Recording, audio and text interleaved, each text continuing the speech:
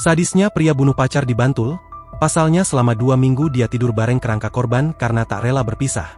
Muhammad Raffi Ramadan, 24, pelaku pembunuhan terhadap gadis 23 tahun bernama Enggal Dika Puspita, mengungkapkan bahwa dirinya menyimpan kerangka korban karena merasa masih sayang.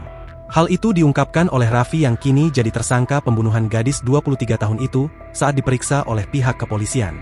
Kasat Reskrim Polres Bantul, Ibtu Iqbal Satya Bimantara, menjelaskan bahwa hubungan antara pelaku dan korban terbilang sangat toksik.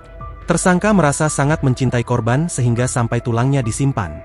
Mereka sudah menjalin hubungan selama 5 tahun, dan mulai hidup bersama pada 2020, meskipun belum menikah, ujar Iqbal di Mapolres Bantul, Selasa, 25 Maret 2025. Pelaku mengaku membunuh korban dengan cara menganiayanya pada 25 September 2024 lalu di kontrakan mereka.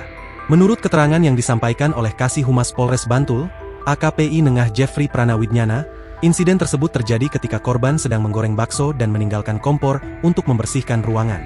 Di saat yang sama tersangka sedang mencuci piring. Namun, bakso yang digoreng gosong. Mengetahui bakso yang gosong, korban marah dan memukul pelaku sebanyak 5 kali.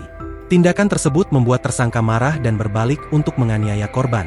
Korban mencoba meminta maaf, namun tidak dilepas oleh tersangka. Setelah membunuh, tersangka menyimpan mayat korban dan sempat tinggal bersama jenazah hingga 9 Oktober 2024. Karena bau yang sangat menyengat, Raffi akhirnya meninggalkan jenazah korban. Pada 7 Desember 2024, sekitar pukul 13 waktu Indonesia Barat, Raffi memindahkan mayat tersebut karena masa kontrakan sudah habis. Raffi mengungkapkan bahwa selama 2 pekan setelah kematian korban, dia tinggal bersama mayat korban meskipun sudah tidak tahan dengan baunya.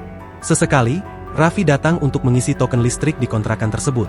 Namun akhirnya harus pindah karena kontrakan telah berakhir. Pelaku lalu membawa jenazah korban yang sudah menjadi kerangka ke rumah ayahnya di Kapanewon Kretek. Namun, karena khawatir aksinya diketahui orang tuanya, pelaku kemudian memindahkan kerangka yang dibungkus dalam trash bag ke kamar kos temannya di Kabupaten Sleman.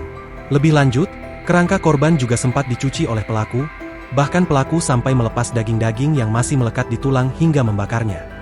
Download Tribun X sekarang, menghadirkan lokal menjadi Indonesia.